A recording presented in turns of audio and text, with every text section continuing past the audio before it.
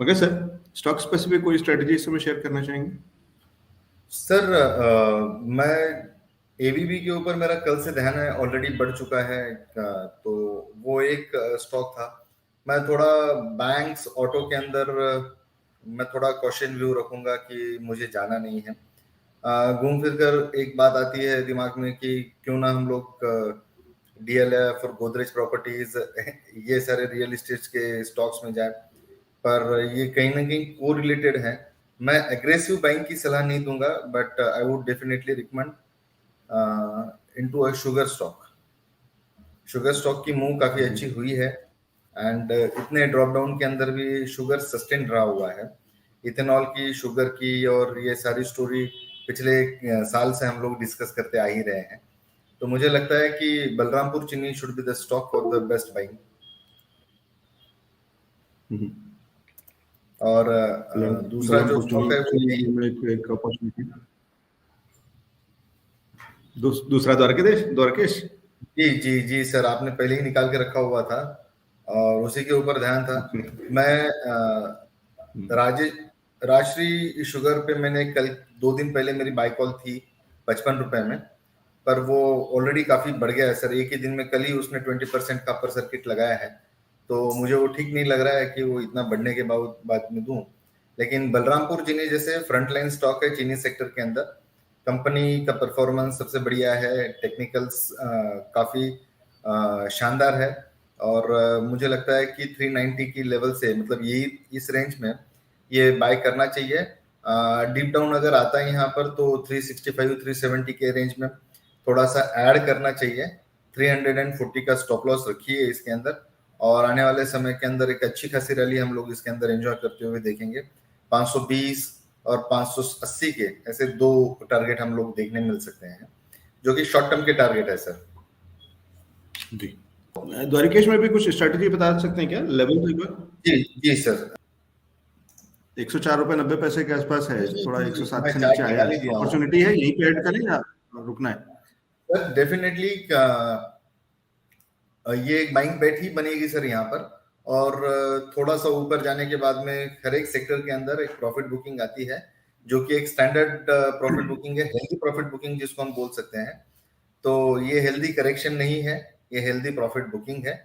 और मुझे लगता है नहीं कि ये जो 102 का सपोर्ट आसानी से तोड़ेगा, और यहाँ से बाउंस बैक होने के लिए तैयार है। और 135 के टारगेट के लिए इसको होल्ड करे। और मान लीजिए कि खुदा न खास्ता मार्केट बैंकर वाला टूटता है या किसी कारण की वजह से डिप डाउन आता है, तो 95 की रेंज में और उसको एक्यूमुलेशन करना चाहिए, जो कि आसानी से मिलेगा नहीं सर।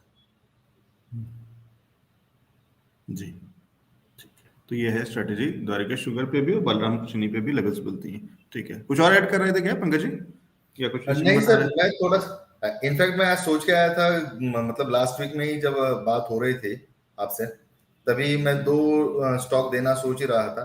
बट सर मार्केट ने मतलब पूरे एक रात में जज्बात बदल दिए। कल जिस तरीके से 150 का जो निफ्टी ने बढ़ाया, इनफैक्ट मैं खुद ट्रैप हो गया उसमें। तो काफी लंबी पोजीशंस थी हम लोगों की ऑप्शंस के जरिए में। बट ठीक है, हम लोग क्लाइंट लोग पैसा बनाते भी है तो पैसा टूटता है। लेकिन इस बार थोड़ा ट्रैप होने की जो फीलिंग थी वो बहुत अंदर से बाहर निकल गई सर। तो मैं ये बात डेफिनेटली कहूंगा कि ट्रैप हो गए, क्योंकि यूजुअली हम लोग नेकेड जाते नहीं है।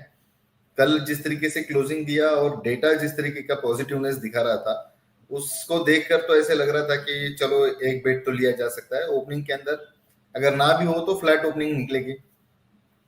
एसजीएक्स की आज की मूवमेंट सर, जब सुबह में 7 बजे मैंने पहली बार नोटिस किया, तो वो 33 पॉइंट माइनस था। 7:30 बजे मेरा सेकेंड राउंड होता है वापस देखने का 7:30 के आसपास, तब वो 18 पॉइंट के आसपास चल रहा था। तो हम लोग ठीक है कि फ्लैट खुलेगा तो 5-10 पॉइंट का ऊपर नीचे होगा, लेकिन खुलते के साथ ही 100 पॉइंट का जो डिप दिया मार्केट ने, वो ज्यादा पेनफुल था। तो पोजीशन तो खुलते साथ में हम लोगों ने स्क्वायर कर ली थी, पुट में पोजीशन बनाई, कुछ पैसा रिकवर भी हुआ है, लेकिन ट्रैप हो गए sir. Honestly speaking, we got trapped. ठीक है, लेकिन बाजार दोनों तरीके की सारी चीजें देता है और ईमानदारी सबसे बड़ी चीज है। कि अगर आप इतना खुले दिल से और खुले इतनी ईमानदारी से अगर आप ट्रांसपेरेंटली अगर आप चीज़ों को एक्सेप्ट कर रहे हैं तो इससे पता चलता है कि हाँ ये वाली चीज़, और सबको मालूम होता है बाजार 20 दिन में 20 दिन एक सा नहीं हो सकता है, बाजार हर दिन आपको मुनाफा नहीं देता है, आपको सारी चीज़ें, और ये जरूरी भी है, नहीं तो बहुत जल्दी हम ओवर कॉन्फिडेंस में भी आ जाते हैं। फिर कभी कभी हमें लगने लगता है कि हम बाजार को बाजार से ज्यादा जानते हैं, तो वो 4 दिन 6 दिन के अंदर में एक डोज कभी कभी बीच बीच में दे देता है कि हाँ, जिससे कि सारी चीजें वापस से लेवल पे आ जाती है। श्री रेणुका शुगर्स, क्या यहाँ पे भी एक अपॉर्चुनिटी दिख रही है?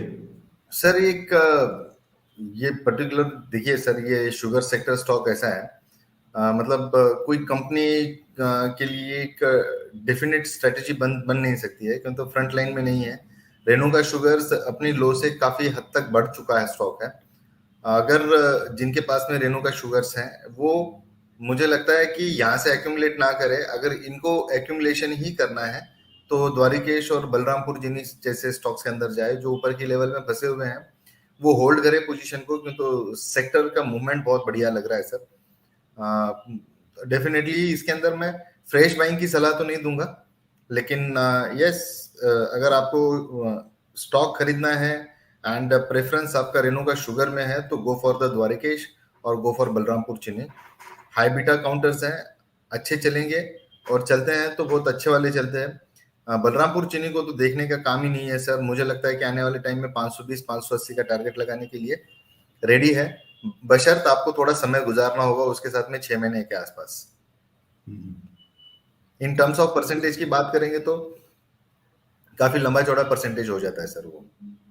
जी पंकज सर, साथ ही साथ अगर धामपुर शुगर का चार्ट एक बार देख लीजिए, है सब कुछ सिमिलर पैटर्न, लेकिन जी आपके सर आगे चार्ट में कैसे रिसेंटली सर जो कल का जो टॉप है 275 से लेकर के आई गेस हाँ 275 का जो टॉप है, वहां से एक शार्प डिक्लाइन देखने मिला है।